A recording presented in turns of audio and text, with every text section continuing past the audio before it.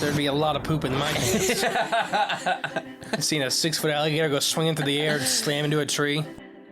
These guys are the scientists of the supernatural, lecturers leaving lessons for inquiring laymen. They are applying the scientific method to a world that baffles science.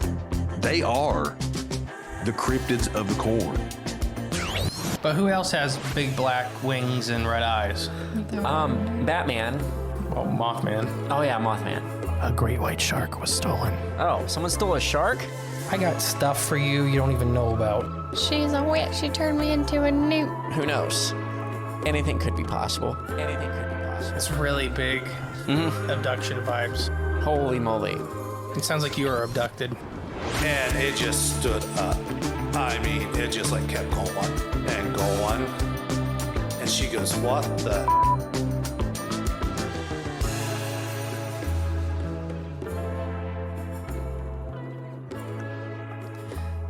Hello, and welcome back to Cryptids of the Corn podcast. I am the great and powerful Mystery. And I am the infamous Jay. And today, we're going to revisit something all the way from season 1. Season 1? We mentioned it in passing in an episode. We always talked about doing a t-shirt in it. Flying penguins. Penguin UFOs. Penguin UFOs, it's here. It's here. It's finally here. But before we get into that, we have all of our top of house stuff. So once again, with the Spotify skipping back and forth, the voice changing, giving my attention, Podbean's also doing it. I did a lot of online research trying to figure out what's happening here. It seems like it just happens. It's nothing on our end. But what everybody suggested was, if you have this problem happen consistently, uninstall your app that you're listening to any podcast on, and then reinstall it. Wow. And it happens, Apple, it happens on Podbean, it happens on Spotify. All of ours seem to be on Podbean and Spotify. I haven't heard any complaints from any of our Apple users. But online, it talks about all the Apple users having similar issues. So as far as I can tell, it's nothing that we can do on our end to fix. This is very odd phenomena. But it's been happening. There's tons and tons. Once you type it in, podcast skipping back. Yeah. And there's tons and tons of people talking about results, it online. Yeah. So I just want to get that out there. Paranormality Magazine, we're affiliates. Use our link below. As Corn Crew is the little link code. We get a kickback if you buy anything from them. We're working on some of our first articles for them. Yeah, That'll be exciting. Go check them out. YouTube, we have our YouTube page, link below. We started putting conference videos up there. When we go to conferences, we try to do a walkthrough video so you can see all the cool stuff, all the people we know. The documentary series is on there, and then our normal episodes are also available. The voicemail service, that's what we're doing on Wednesdays now. So you can call in with your encounter, your cool story, or even if you just want to say hi, you guys are doing great, or just tell us where you're calling in from. That's the speaker pipe link below. P.O. Box. You want to send us something cool? Please do. It's P.O. Box 75, Ada, Ohio, 45810, and that's ADA, Ohio, 45810. Also in the link below. Yep. Merch, we have all kinds of cool stuff on our website. The summer shirts are going to be available to the end of September, then they're going to get pulled. And that is the Oceanic Croc fighting an orca with sandhill cranes flying in the background, and the Antarctic spider crabs chasing us down in an ice cave. We should have saved the ice spiders for the winter. Now I'm thinking about it, but you know what? No, it was summer. It was hot. It was hot and cold. Like there's a whole theme. Okay, shows what I know. Tropics and Tundra was the name of the whole thing. Gotcha. Because we did them back to back, and we called them Tropics and Tundra. So that would be the Tundra. Yeah. Conferences. What we got left? We're going to be at Mothman. Yep. We're not vending. We're going to be there. Walking around saying hi. Watch on our Instagram page and our Facebook page for where we're going to do stuff, like where we're going to do group stuff. So please come hang out and enjoy us. If you want t-shirts, we're going to have them in the car. Yeah. So that's what, just let us know. Then we got Hocking Hills Conference after that. Yep. I'm speaking at that one. Mm-hmm. Jay's going to be standing up there with me, but he doesn't have to worry anything about that presentation. I got to stand up there? Yeah. Can't I just heckle you from the crowd? Nope. That'll be more fun. For you. Exactly. Not for the crowd. Oh, no, they would love it. Yeah. And then our conference, the Freudian Airwaves, the one we're a part of. And that is October 6th, 7th, and 8th. Yes. Here in Ada, Ohio. It's our podcaster hometown. Panel. Yeah, podcaster panel. Everybody's going to have merch. Everybody's gonna speak, and it ends with a pancake breakfast on Sunday. It's the ultimate podcast conference Let's experience. see if you can get everybody. Me? Yeah. Okay, we got us. We got Eric from Uncomfortable Podcast. We got Joel and Sean from Kill the Mockingbirds. We got the boys over at AI, Justin, Ryan, Lance. Appalachian Intelligence. I always do that. We got Hollow Sky. And then last but not least, we got the Bump. Bo Kennedy. And so that's all of them. It's gonna be a fun one. All right. If you're coming, and then Crypticon in November. Oh, yeah. Once again, if you're coming to a conference, let us know. We just try to learn faces and names to hang out when we do this stuff.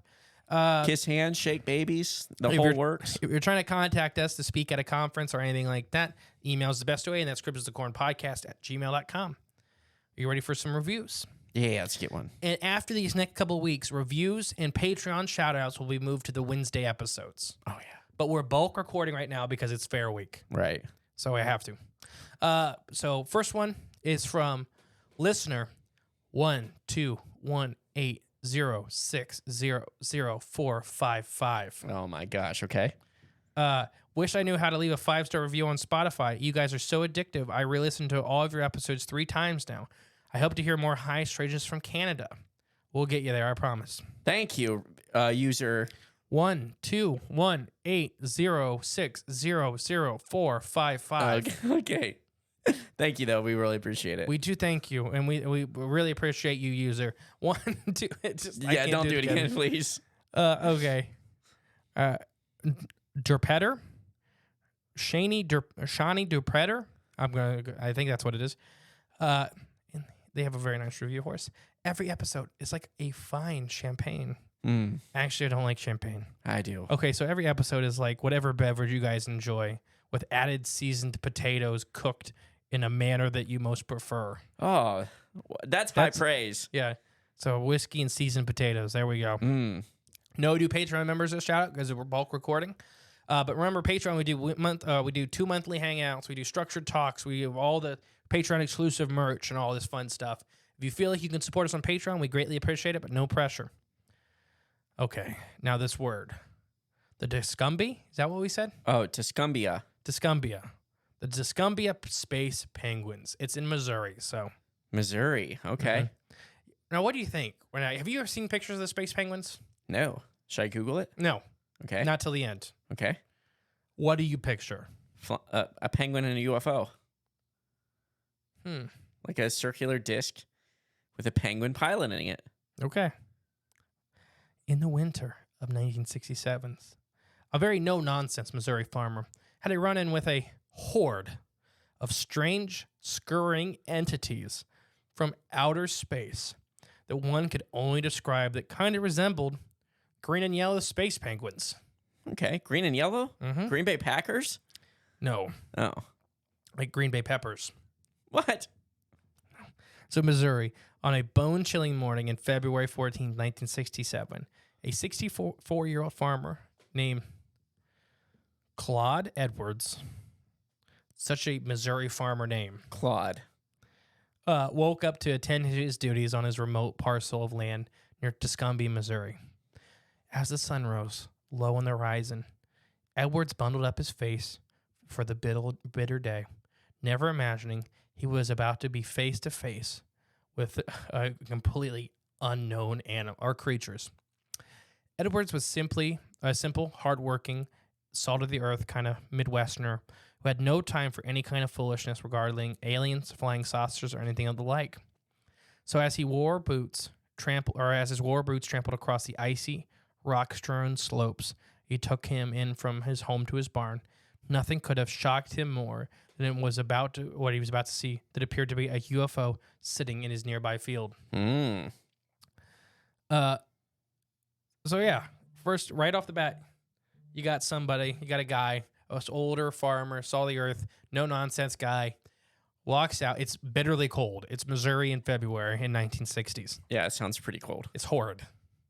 He's walking out, and as he's going to take care of the cows and everything, he looks over and there's just a UFO sitting there. Okay. What do you think so far? Sounds like the typical farmer's UFO experience. What have I told you? This UFO was extremely mushroom-shaped. Ooh, okay. So it had the dome on top. Yeah, it's that's how you describe it. Very stalk in the mushroom, middle. yes.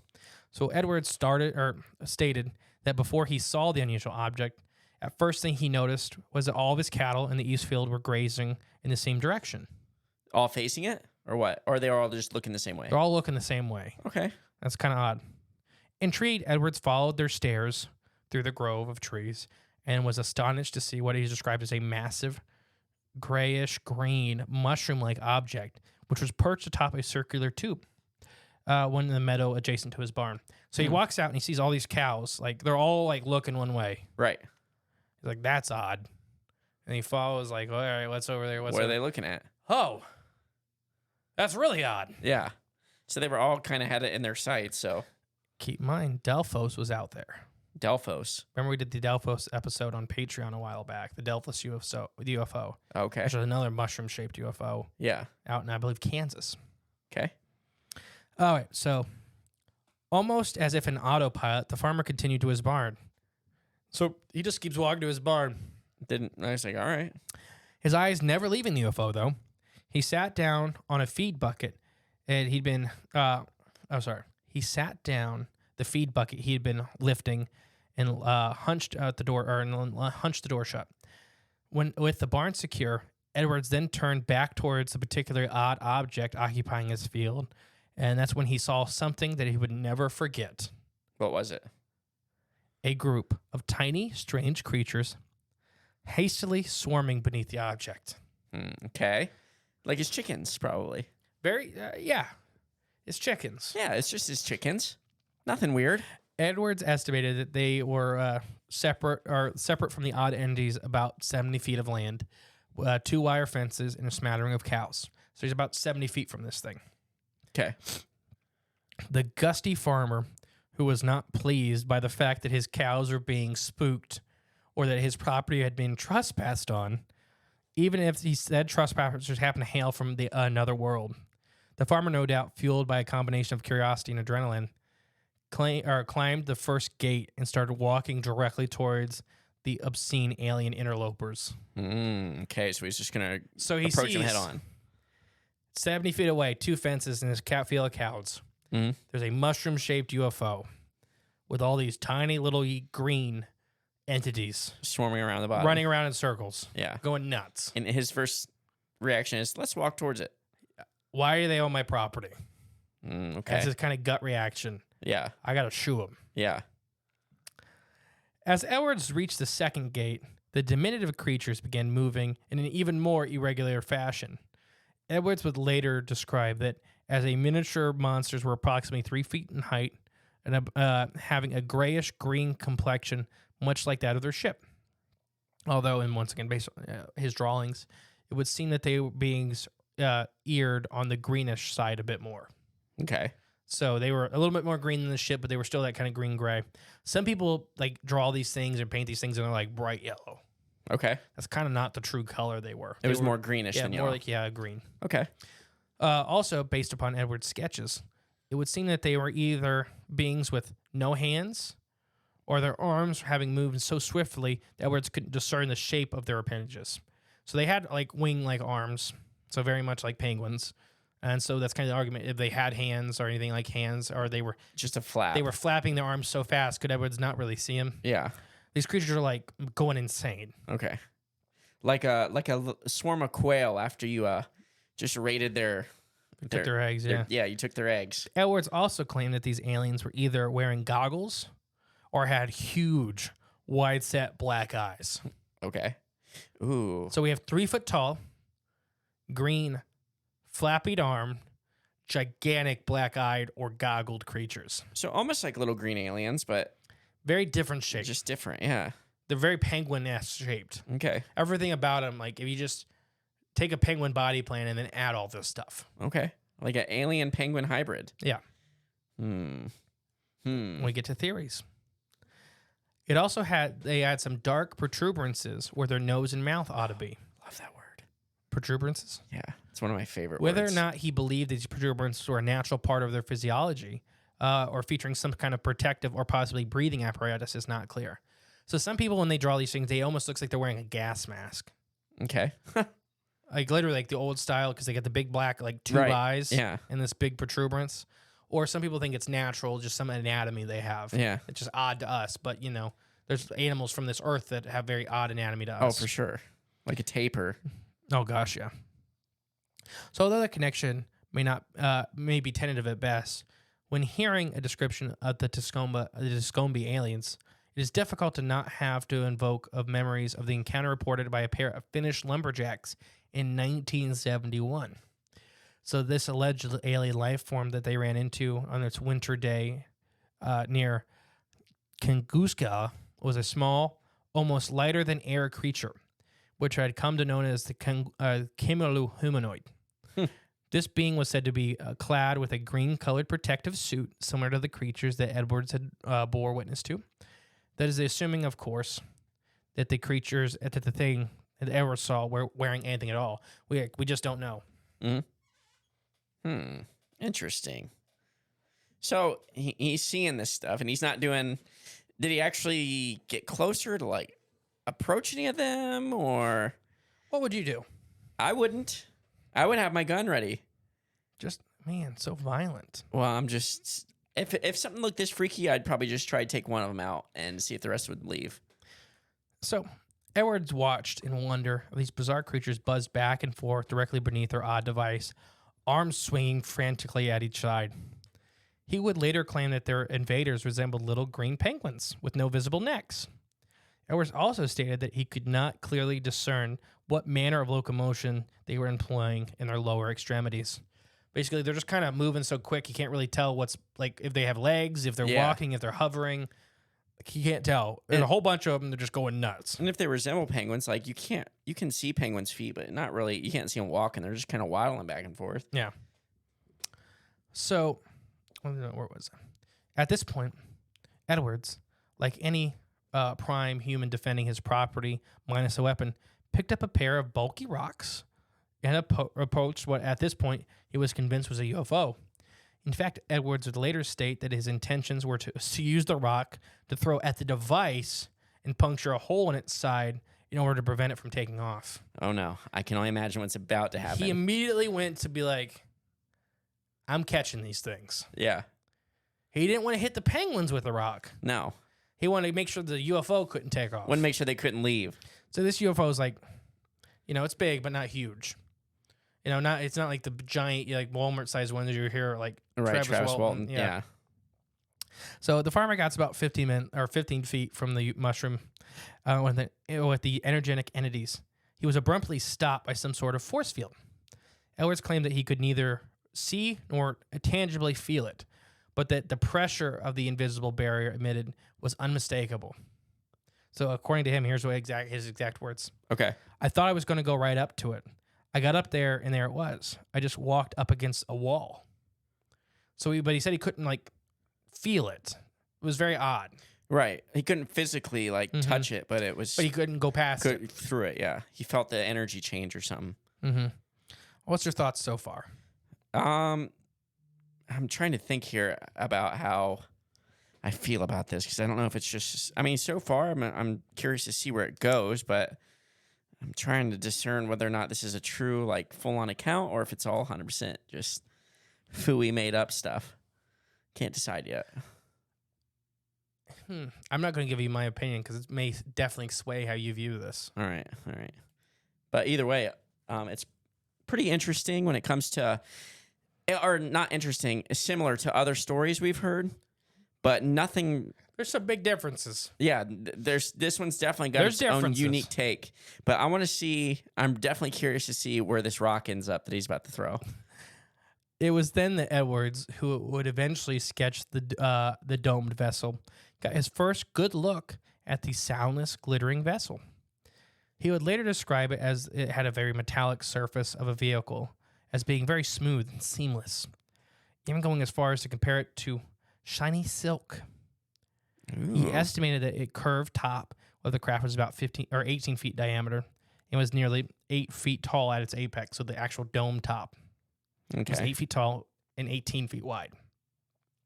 The stem-like tube that was supporting the object that eventually made out of, or was evidently made out of the same material as the dome top and stood not much higher than the beings beneath it. So it's like, say, 4 feet tall. The Okay. stem is like 4 feet tall. The UFO is 8 feet tall and 18 feet wide. Mm-hmm.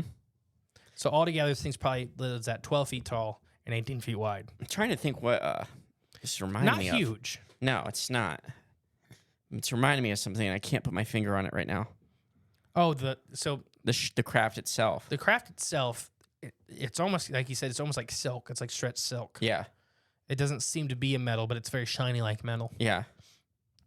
At this point, the Polaris farmer could also discern that evenly spaced oval portholes, about 12 inches long and about 12 inches apart, situated around the lower rim of the saucer part. Edwards would insist these portholes did not seem to function as windows, but as they could be dazzling, or he could see a dazzling array of colors radiating from each of these ovals. The colors lights oscillated as they were spinning beneath, or as they were spinning behind the portals. Edwards described the craft as this: the objects just looked like a big shell, grayish green looking outfit, and underneath there was these oblong holes where the lights were coming out of them. They were so bright you couldn't see what was going up in there, as if the color wheel was turning inside the thing. Okay. So these holes, he doesn't think they're windows; they're flashing lights. Yeah. Almost like they're lights, but he's like he could almost sense there was something behind him, flashing around. Okay. He got that kind of feeling from it. That Yeah. It's not a light like a light bulb, but lights being emanated. The thing he's seeing is like flashing colors. Right. So it's actually got a big squid inside of it. The penguins are scared because it's The out. squid, the yeah, cage. the squid's trying to eat them. They trapped it in its ship, and now they're out. Like, what do we do now? How do we get this thing out? Do we go back in to kill it? We can't really fish it out because if they bring, I don't know. They're in a catch-22 right now. Yeah. Keep in mind, these guys are like half the size of emperor penguins. So they're not even big penguins. No, they're little guys. So anxiously, this rugged man of the land backed off about 10 feet. He hurled one of the rocks he had gathered at the immovable object. The rock bounced off the impenetrable barricade, nonetheless, and landed on the ground. Edwards then threw the second rock with even more force, but it just skipped over top of the object like a stone over water before landing on the field behind the UFO. So he just chucks these rocks. So first one, he kind of gingerly throws, it bounces back at him. Yeah. Second one, he wings and it domes it, and it just bounces off. So it's like it's got its own force field around it. Yeah. And so the creatures don't take kindly to this. The little penguin guys? Oh, boy. What'd they do? As soon as he lobbed the second stone, the scuttering green little creature swiftly disappeared behind the shaft surrounding the craft, presumably into an access porthole because they were concerned about the farmer. And then the strange UFO tilted towards him not once, but twice. On the third lurch, the UFO actually began slightly ascending off the frozen earth. So he throws these rocks. So at the second rock, all these little creatures are like, blah, blah, blah, blah, and they start piling into the UFO. Yeah. Like fighting each other to get in. Yeah. They go on the other side from him, like they're using the UFO as a shield too. Right.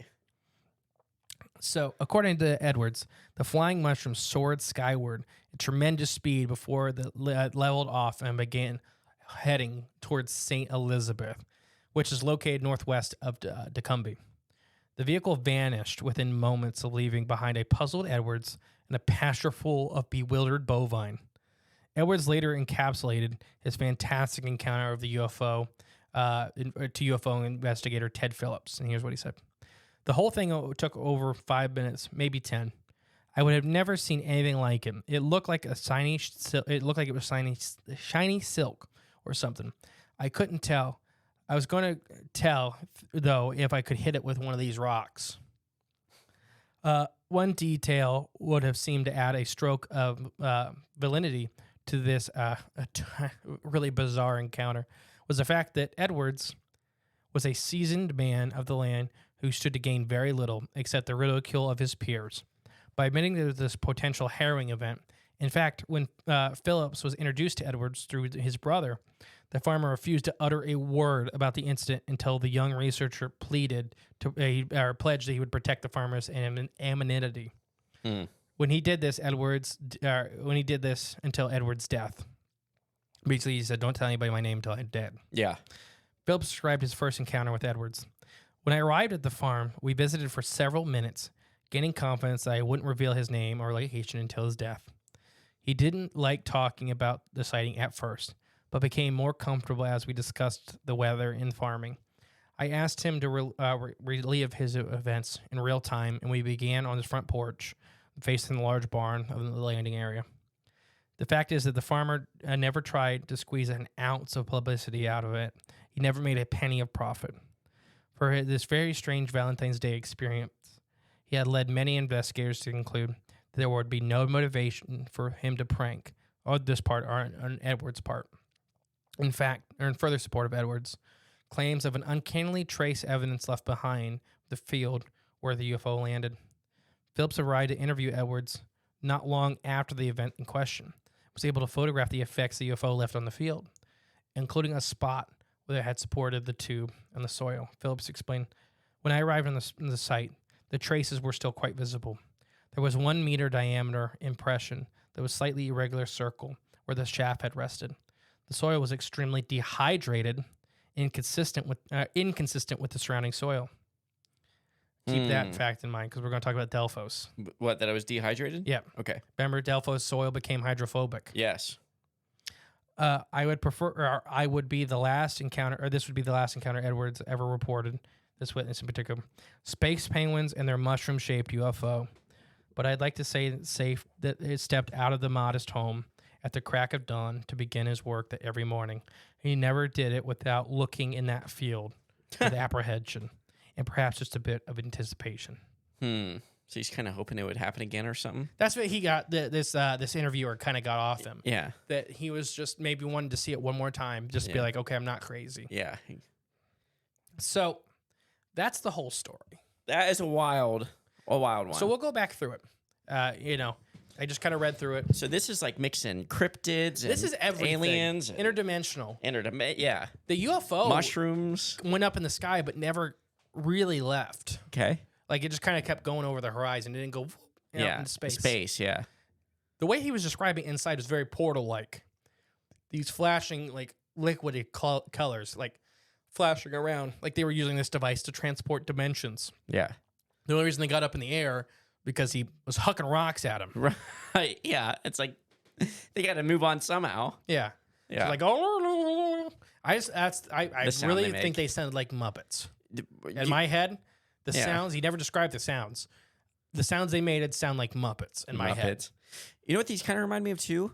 Shy Guy from Mario. Did you look at the picture? No, it just popped in my head. Like if they were, instead of being Shy Guy or Red, you can now look up the pictures of them. Of what? Of these guys. Okay. No, that's the picture I got in my head just now with it. It's the big eyes, like could be eyes or goggles, and then the mouths. Shy Guy just popped in my head. And then being small, about can't really see their arms. So these entities really didn't take any notice of him until they threw the second rock. He threw it hard enough to where it didn't deflect; it kind of bounced. And I don't know how the force field technology works. If that was a little bit more alarming to them than the first rock, because they really didn't care about the first rock. Here's some videos. Yeah, they do kind of look like Shy Guys. A little bit, or not videos. Sorry, pictures, drawings. Now find Edward's picture. Which one is it in particular? Is it any of these ones? I think it's that first one. Yeah. They do kind of resemble like penguin shape-esque things, but I mean, this is a farmer out in the middle of Missouri. Yeah, exactly. I'm sure he's not the best artist. 70s. Yeah. Yeah, exactly. This is the embodiment of my favorite part of ufology. Okay. Is the one-offs. Yeah. Not the grays, not the reptilians, not any of this this common crazy stuff. This is a story that to me 100% happened. Go ahead, you're muted. Just sneeze. No. It's done. Okay. It went away. So this is a story I believe 100% happened. Yeah. Because it is so outlandish. It is so wild to think the imagination could of conjure this up. 65-year-old farmer Yeah. in the middle of Missouri in the dead of winter that cares about nothing but his farm.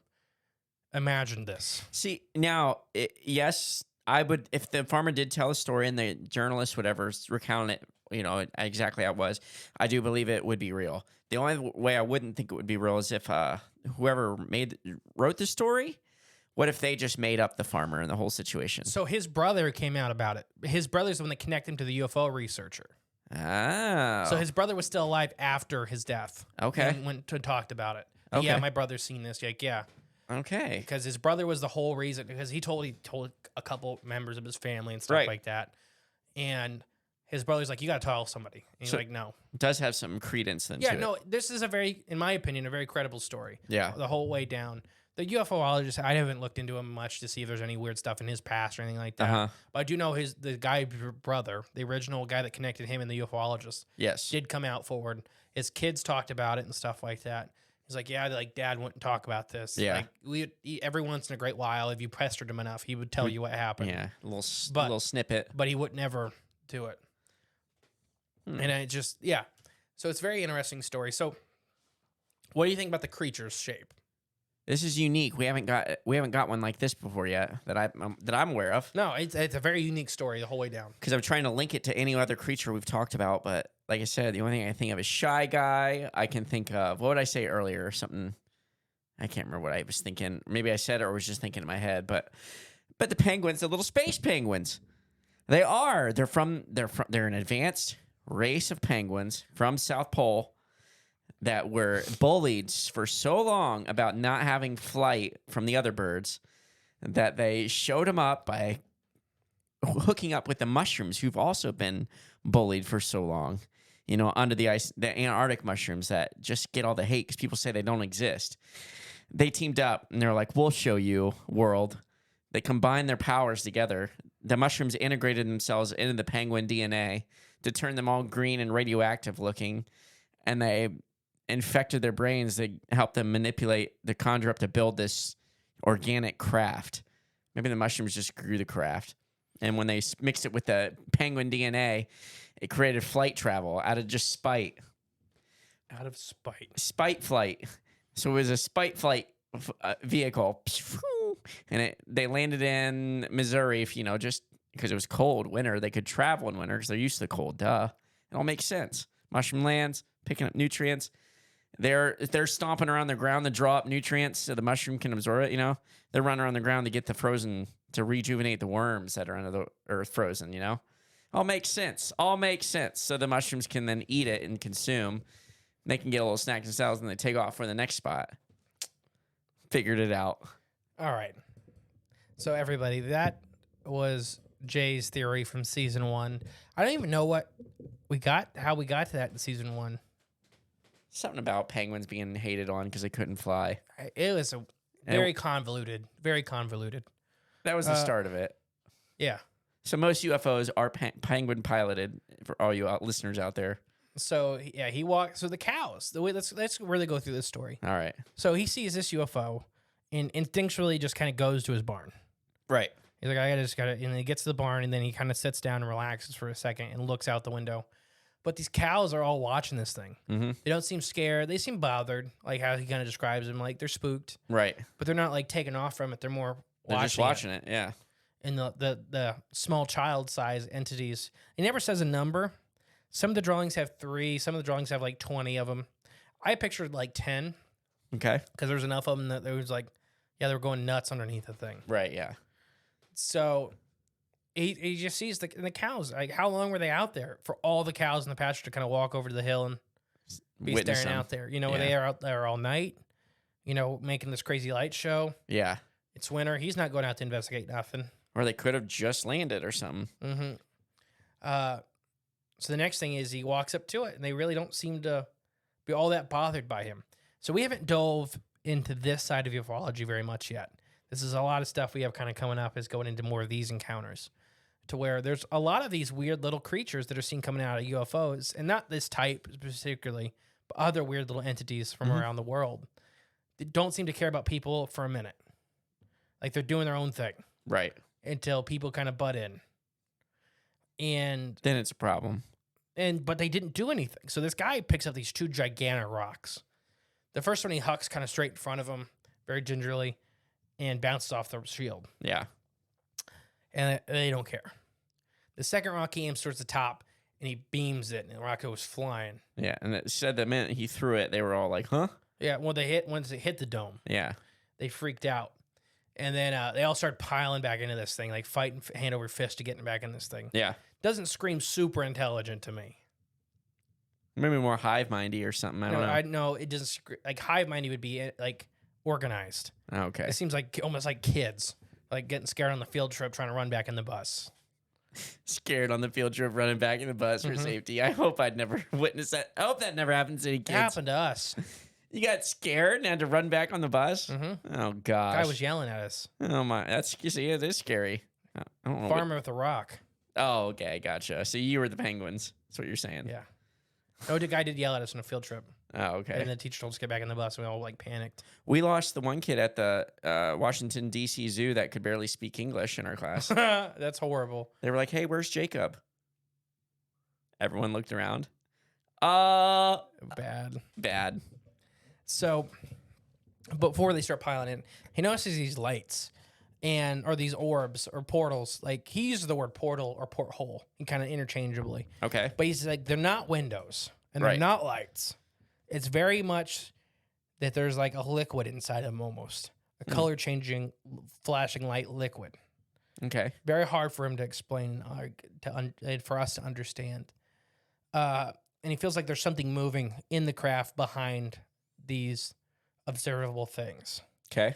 So what do you think about that part? Sounds like a bioluminescence or something. I don't know if I get that vibe off it personally. I don't know if it's very like portally.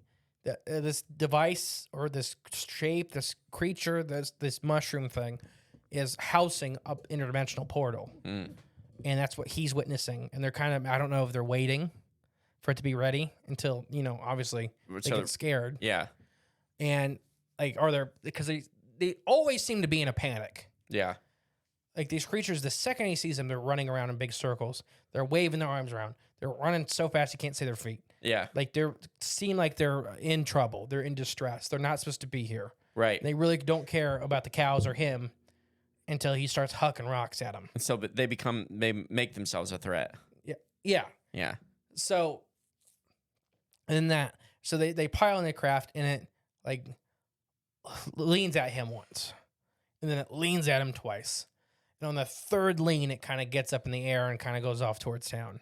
I imagine they're all inside. They all run from one side to the other. Now, And then back again to try to get this thing moving. it could be. I know, yeah. It could be. It's just weird.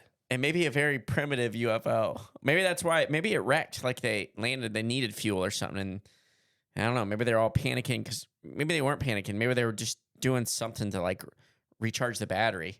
You know what I mean? Something like that. They would all run circles around it to get. And he just stood there and watched it go. Yeah. It's a very odd UFO case as far as what gets publicity for UFO cases. Mm-hmm.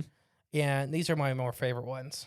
Yeah, you don't hear about this one as one of the main ones people talk about. The Delphos UFO, for everybody that may not be familiar, because if they're not on Patreon, we did the Patreon episode on the Delphos UFO, which is a crazy encounter with this mushroom-shaped UFO that's flashing lights. It's almost exactly described like this thing, except the ground, when it was fully done, the circle underneath it was crystallized and hydrophobic. I was just for gonna say. 4 years after. 4 years? Dang, yeah. It wouldn't accept water for 4 years. Nothing grew. And this thing had a light, like it had lights on it too, right? It's very similar. It's very. I would call it almost the same craft, with everything else described. Sky mushrooms. But Delphos didn't get to see any creatures in it. Right? No creatures at all were seen.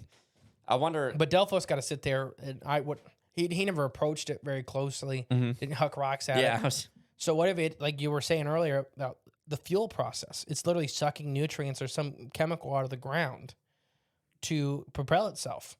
And it didn't want to leave. Let's say the craft is more organic in nature. That's what it's an organic ship, I would almost say. Vessel. So it's trying to feed to refuel. And the creatures are kind of panicking because they had, like, let's say, forced land. Yeah. Like, and they're not happy where they're at. Yeah. They're in the open. They're in a pasture.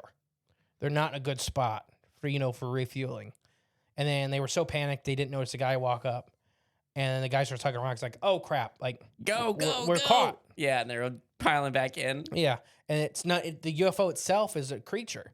doesn't want to leave. Right. Doesn't want to leave. It's not doesn't wanna ready to- leave, finally leaves, and it kind of doesn't like take off or do anything dramatic. It kind of Right. like floats like almost like a balloon It might have just over to the town to land somewhere else. got enough fuel to get it up They off the move. ground and move. Yeah. And this ground was still hydrophobic, but not to the extreme. Just for days. Not. Oh, it was? Yeah. Okay. Yeah. The ground was dry. It was almost like hydrophobic. Okay. They just reported the ground stayed dry in the space for days, and almost weeks. Okay.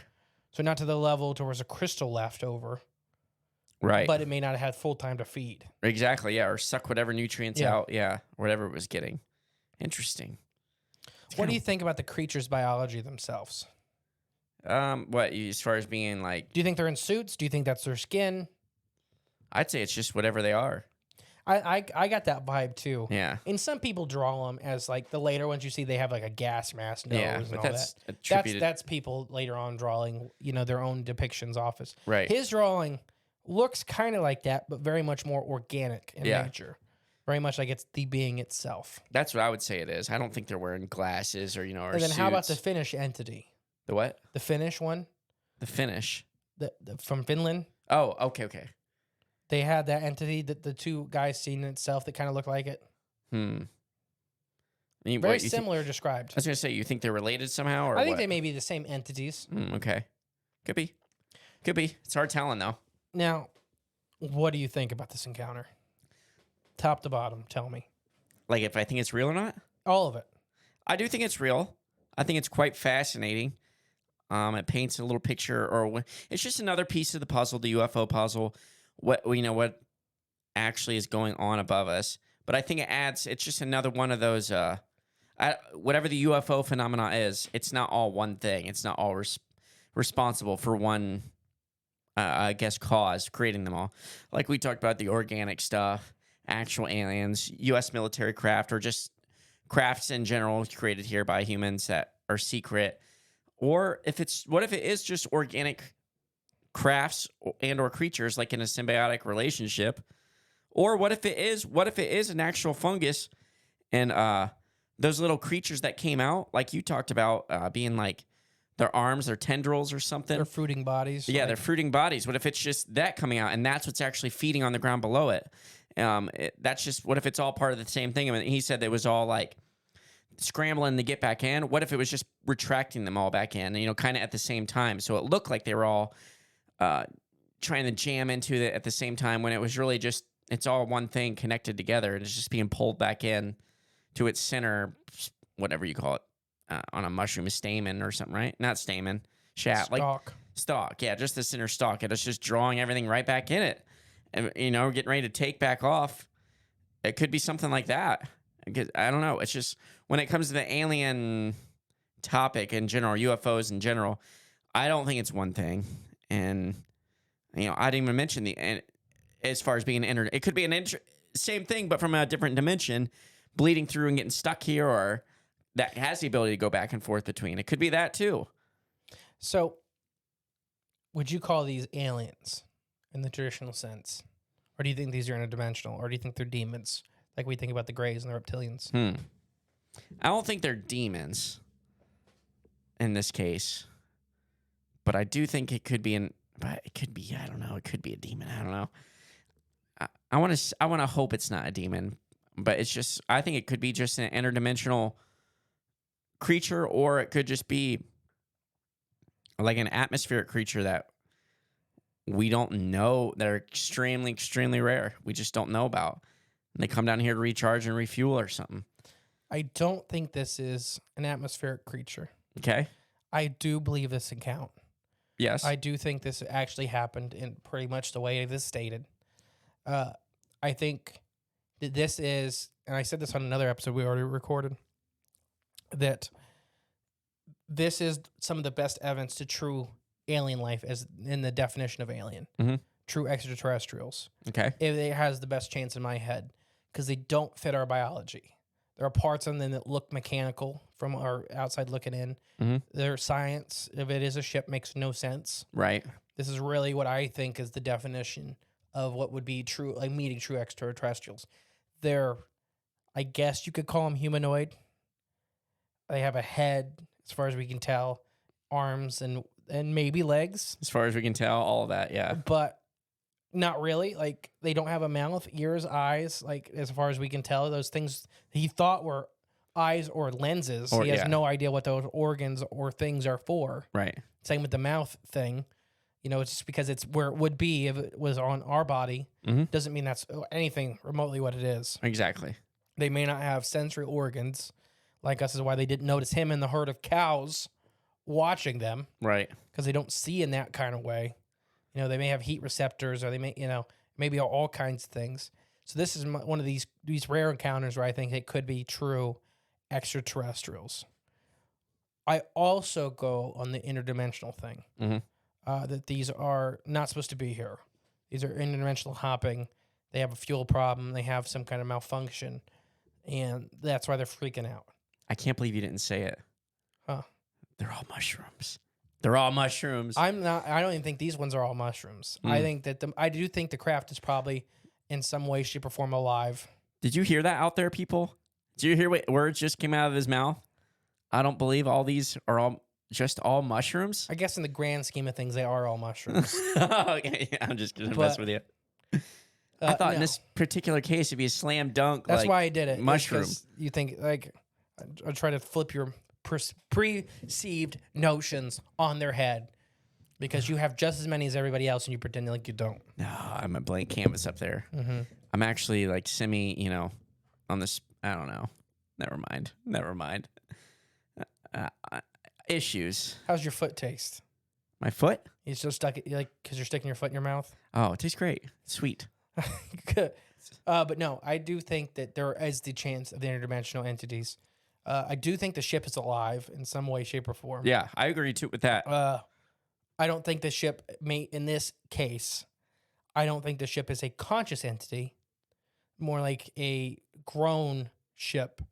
They do this, like, Doctor Who, the TARDISes are living animals, like they're grown. They're not, like, TARDISes are born, not made. Okay. Same with some of these other ships. I do think, like, we could grow our own technology. We would just, there's laws against it and such, for genetic experiments and genetic manipulation. But we have the technology to do, maybe not to this advanced level, but we can make, like, they are working on making trees into houses and stuff like that. Like, you grow a house, That's pretty cool. and you live in a living entity. Yeah. Like, but we have the technology to do that. Yeah. So I don't think the ship in any way, shape, or form is intelligent, or at least to what we would classify as conscious. I think the entities, the little guys running around the bottom are, and they're just like, oh gosh, the cow stopped to drink. Yeah. And in that, I do think there's a lot of similarities with the Delphos UFO sighting, to where this may be the shape, this weird little mushroom UFO.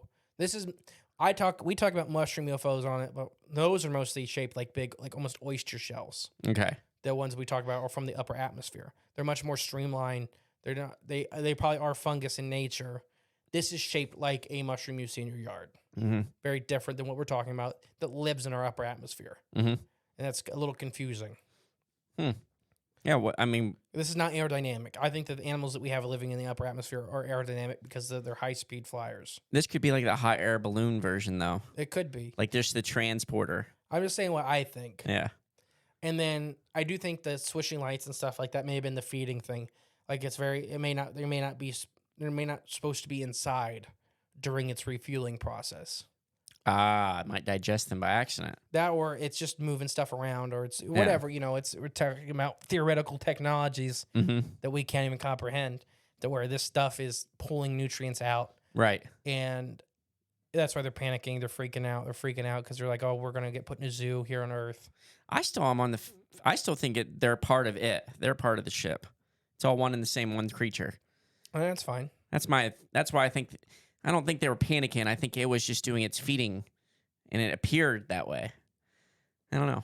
That's just my thought. Well, we didn't see it, and I'm going off the farmers that these guys were not happy. Oh yeah. Well, but what if the creature itself wasn't, so there wasn't was a happy? hole, the ground and everything. There was a penetration hole and all this stuff for what it was. Like, I really think that the stamen was feeding the stem. Yeah. I don't know. It's definitely a odd one-off story. But is it one-off? Well, it's The craft fits other crafts. That's scene. true. Yeah, yeah. And the creature fits another creature scene. It does. The Finnish one. Oh my gosh. Oh yeah. That one. Duh. You were here But for still, it. but still, it's still Not common. right. It's still a little different, right? Not, I mean, kinda. They very. I mean, how many other green penguins have been described around the world? True. These might be the only two, maybe. Yeah. So I would.